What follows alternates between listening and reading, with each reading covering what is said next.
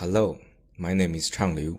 This paper, the usage of kinematic singularities to produce periodic high-powered locomotion, revolves around enhancing energetics during legged locomotion through mechanical design. Locomotion in nature consists of various modes. Among these modes, legged animals often resort to high-speed gaits, such as running and jumping. When we look at simple models, such as spring mass model, to capture key dynamics of these gaits, we find stance phase is usually very short, occupying only a small portion of a gait cycle. Stark et al. Studied symmetrical gaits in horses, found that duty factor drops to 0.3 or below in high-speed gaits. Weiner et al. Drew a similar conclusion on many other quadrupedal animals. Flight phase is long in high-speed gaits, so if we use this information and then grossly simplify a DC motor to a constant mechanical power source, the energy level of commanded output motion can be 3.3 times greater if the time out of contact with the ground could be used for energy generation. In this work, we propose strategically incorporating kinematic singularities into the configuration space of legged mechanism to serve multiple functionalities. First, enabling airborne mechanical energization. Second, transferring that energy into useful push-off motions. And third, stabilizing the periodicity of the resulting trajectory. With minimal control, we are able to obtain high-powered periodic hopping motions. Cham and Kukowski analyzed the motions of a pneumatically powered vertical hopper implemented with open-loop control and no sensory feedback. They concluded that unpredictable non-periodic motions develop outside of a certain range of parameters. In this work, we hope to obtain high-powered periodic motions without any controller. Brown and Zeglin designed a monopedal robot that stores energy during flight phase using a string and bow mechanism. They refer to their design as a programmable mechanism, and it enables the usage of a low-powered thrust motor. We intend to create high-powered periodic motions through kinematic singularities and without a controller. Estremia and Waldron later accomplished similar functionality of storing energy during flight phase using capstan and pneumatics. The Salter robot gained an energetic advantage by kinematically enforcing a large change in mechanical advantage over leg extension, affording a brief energy buildup during stance. In this work, we intend to enable such functionalities through airborne energization with usage of kinematic singularities. To evaluate what design characteristics would result in the dynamic performances we desire, we have created a task exploration environment. Detailed formulations can be found in our earlier paper. In particular, the model used in this paper considers a rotation-constrained monopod hopping along level ground. The foot of the monopod is constrained to move along a 1 degree of freedom path. Along that path, a coordination between the foot point and the input crank, a coordination is defined between the foot point and the input crank, which is acted upon a series elastic actuator. The foot path consists of landing, takeoff, recycle, and airborne portions. The landing portion possesses two kinematic singularities. These singularities correspond to the vertical tangents of an S that appears in the phi configuration space of a theoretical linkage. Around these singularities, the linkage resists torque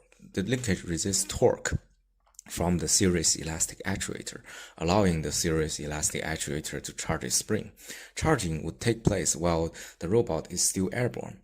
The series elastic actuator cannot advance the mechanism. Instead, it advances by a vertical ground force, moving the mechanism into a takeoff portion, where the spring's stored energy can be unloaded into useful work. To illustrate its functionality, the proposed SCurve paradigm is compared against two more ordinary approaches. The first approach uses the foot path shown in the table, but sets the actuator's input angle phi proportional to the arc length S of the foot path.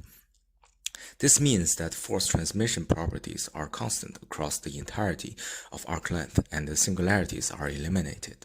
We refer to this as the uniform curve. The uniform curve was simulated without control.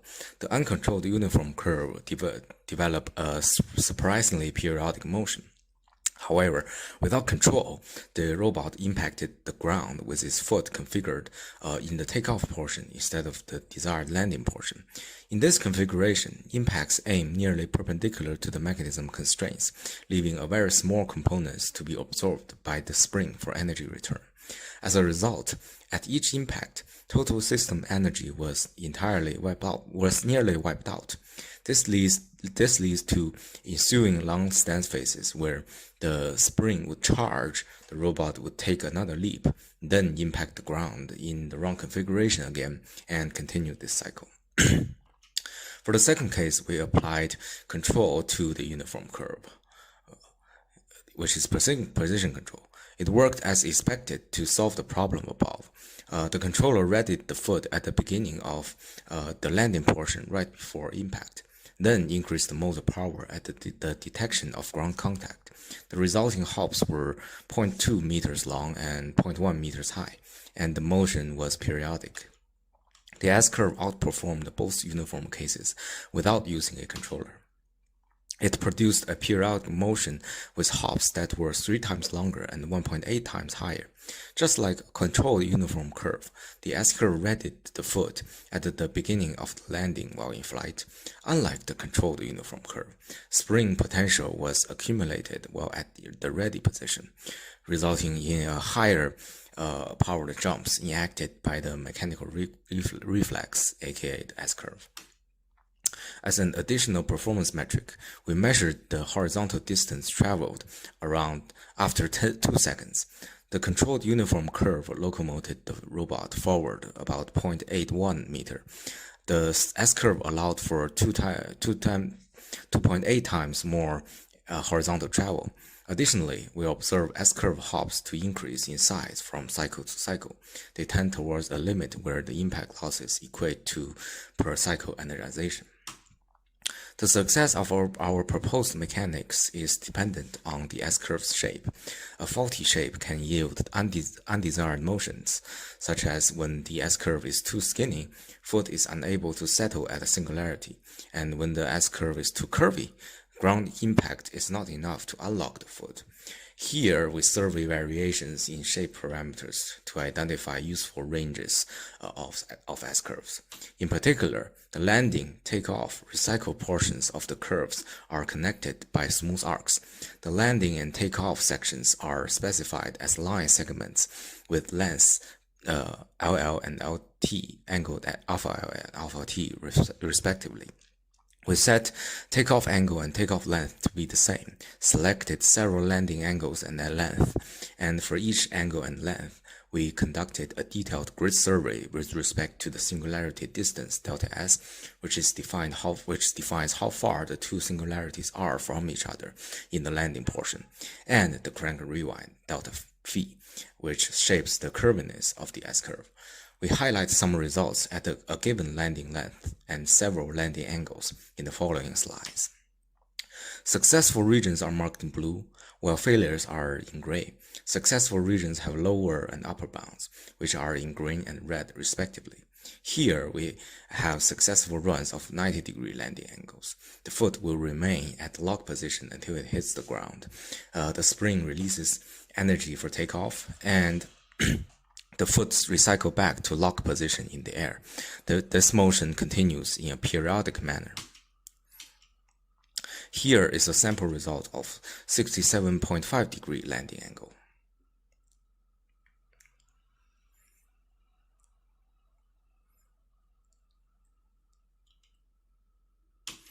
And here is a result of the 45-degree landing angle.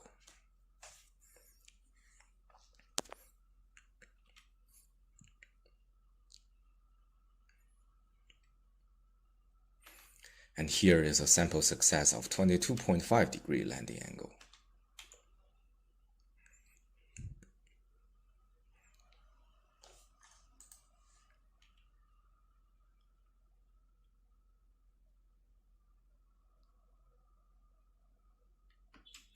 And here is a typical failure mode of low around 90-degree landing angle, where the crank rewind is small. The foot is unable to settle at a singularity, resulting in random landing conditions. And here is a typical failure mode of the upper bound of 67.5-degree landing angle, where the crank rewind is too large, such that the ground impact is insufficient to push the foot through the singularities, leading to hopping in place gaits with lower and lower jump heights, and the robot will eventually stand still at singularity. Here is a more special case of failure where the robot goes through a near period 2 motion. These motions are due to the fact that the foot is unable to settle at singularity only after a random landing condition is occurred, which resulted in a long jump following a high jump. The dynamics could be useful, but we mark them as failure runs because they are unstable. Another type of failure observed in our simulation study was the existence of double stance phases. By this, we refer to instances where immediately after impact, the robot would experience a very short and low flight phase, and then remake contact with the ground. These small bounces had negative consequences on the usage of spring energy for the preceding push-off motion. So these undesirable double stance phases occur primarily when the singularity distance delta S was very low. All of the work discussed so far has been to investigate a proposed workspace for a single degree of freedom mechanism that would enable high-powered periodic locomotion before motor control has been implemented. Here we present a linkage mechanism that approximately produces the desired workspace. The linkage was designed using an adaptation method presented in this reference.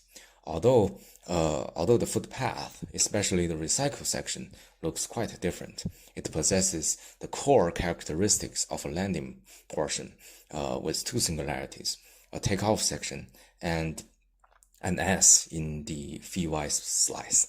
The mechanism shown was dynamically simulated using SolidWorks motion analysis tool. This mechanism is approximately marked as pink star in the simulation parameters and was set up to match the parameter survey. Its center of mass trajectory and energy evolution are shown.